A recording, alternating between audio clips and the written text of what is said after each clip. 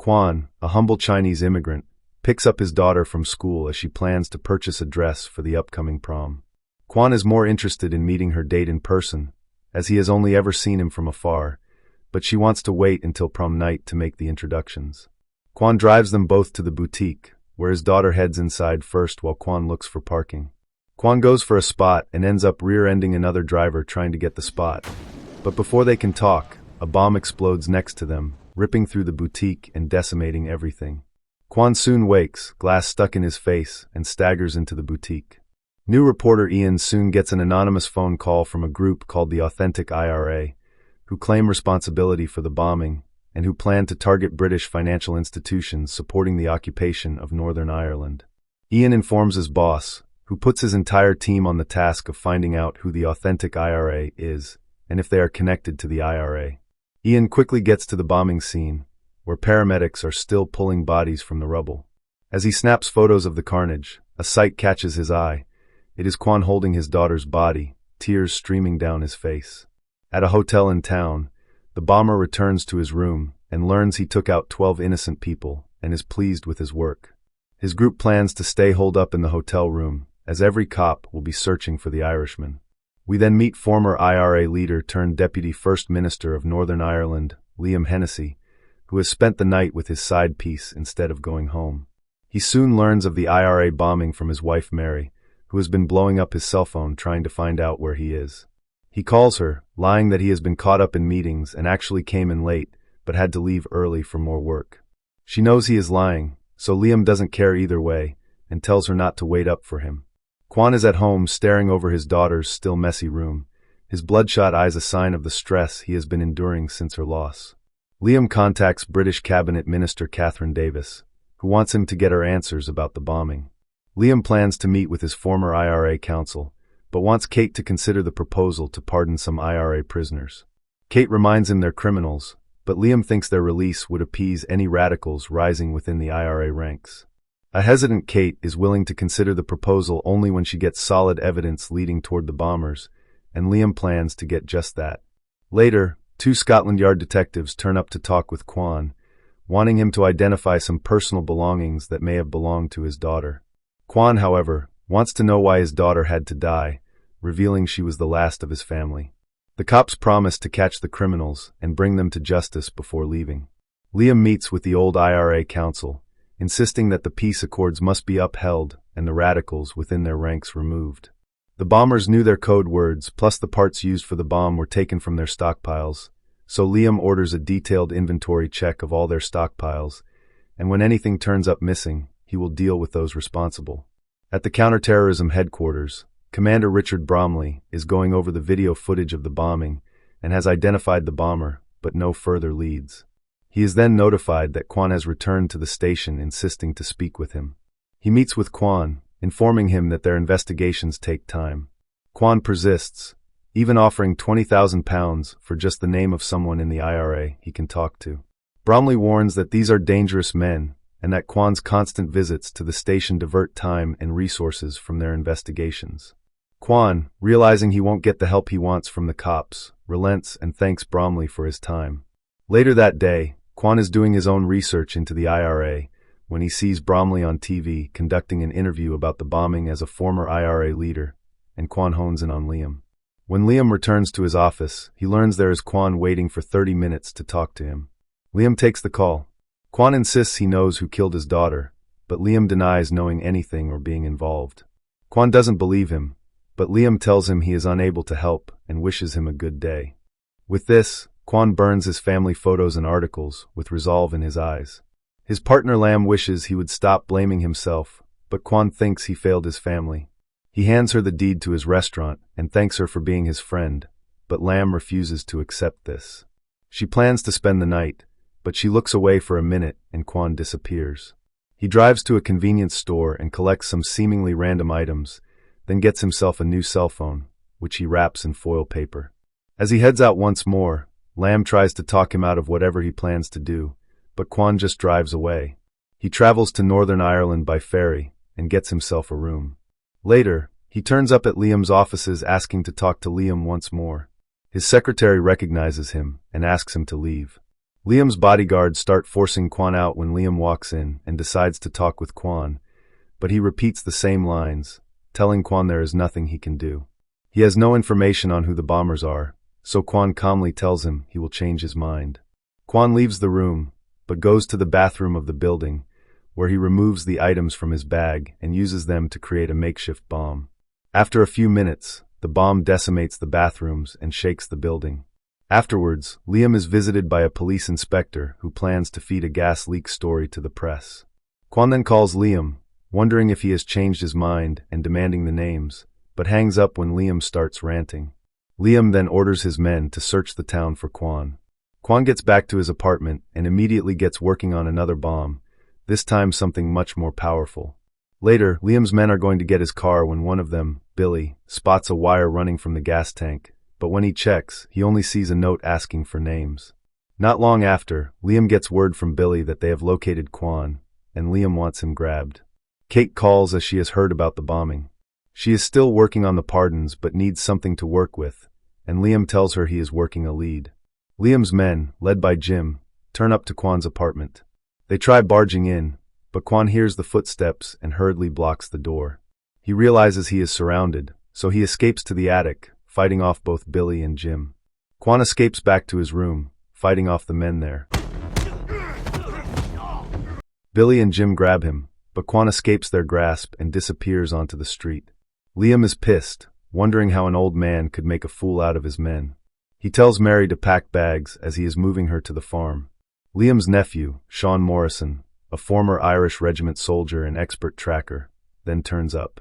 Liam thinks Jim and Billy will handle Quan, and wants his help figuring out who is behind the London bombing.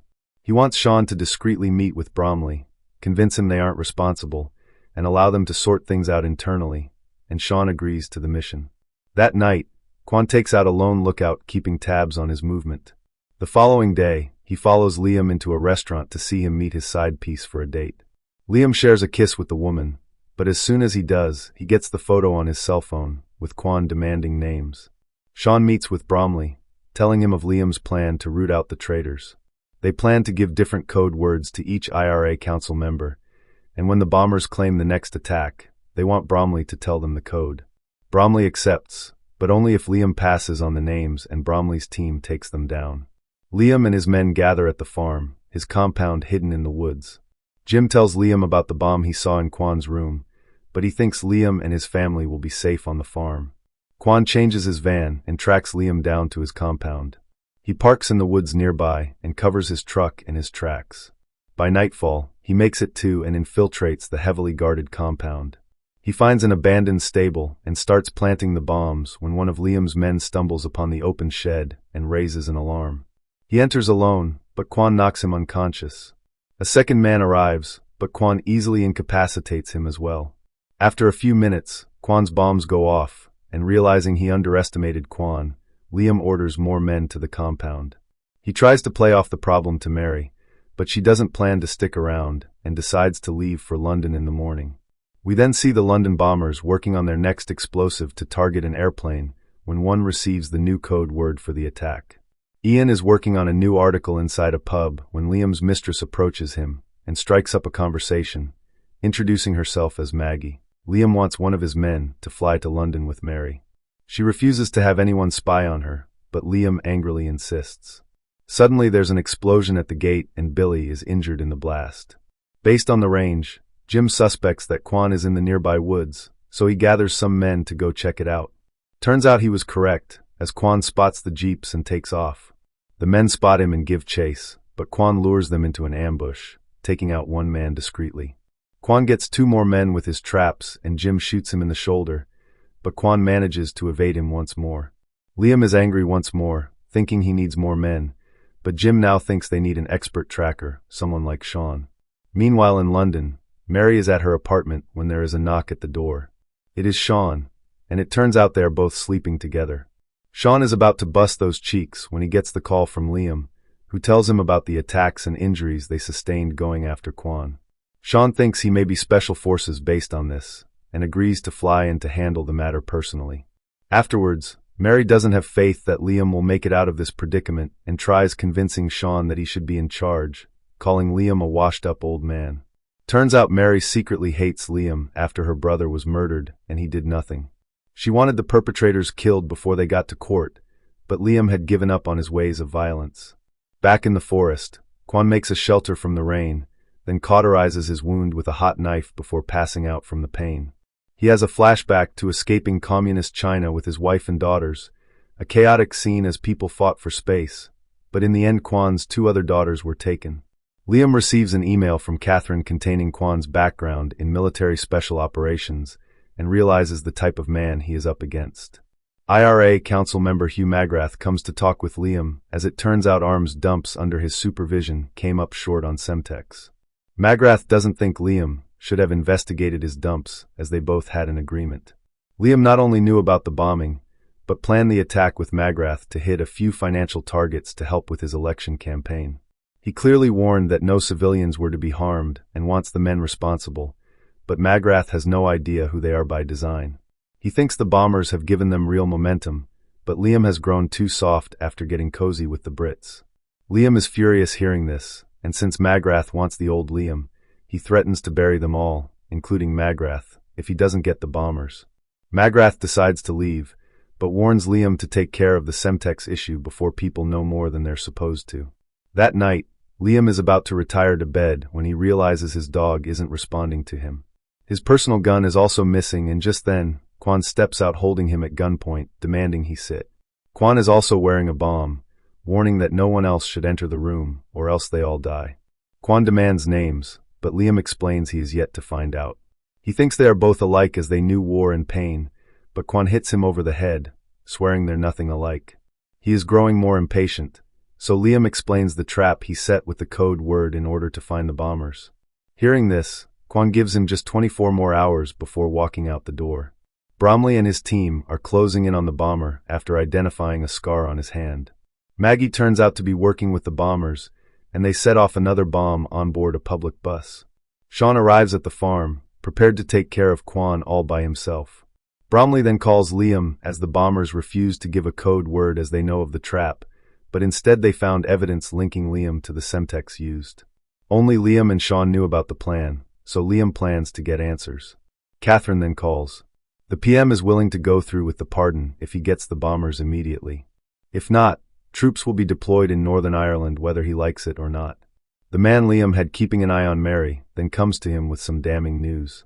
He observed Sean visiting Mary's hotel room and spending 2 hours, then after he left, Mary called Magrath on the lobby phone. While Sean is tracking Quan, the bombers have disguised a bomb inside a laptop which they plan to plant at a security conference in Rome. Bromley has identified the bomber as Patrick O'Reilly, and 4 weeks ago they caught him on CCTV meeting with Hugh Magrath and another man. Bromley calls Liam with the news that Magrath is his mole, responsible for the bombings. Bromley wants him taken care of and informs him that Magrath is on his way to meet him now. Also on their way is a team to take Magrath into custody, and based on their relationship, he is sure Liam does not want that to happen. Also in the room with Bromley is Catherine just listening in. Liam has 30 minutes to get the rest of the bombers' names and location. Liam walks into the room demanding Magrath's cell phone before pulling a gun on him. He is done wasting time with Magrath, pulling out a pen and paper and demanding names. Magrath refuses, so Liam shoots him in the leg. Magrath hands over the names and Liam is shocked to see Maggie's name there. Magrath had planted her as Liam's mistress as an insurance policy against Liam. If she is arrested, he goes down as well. Liam shoots him in the other leg out of anger. The cops will soon arrive for him, but they both know that cannot be allowed to happen. Out of spite, Magrath reveals that Mary hates him and she gave him information when he needed it. Liam then shoots him dead. Bromley then gets the call with the names. We then see Maggie in bed with Patrick, who is heading to the security conference.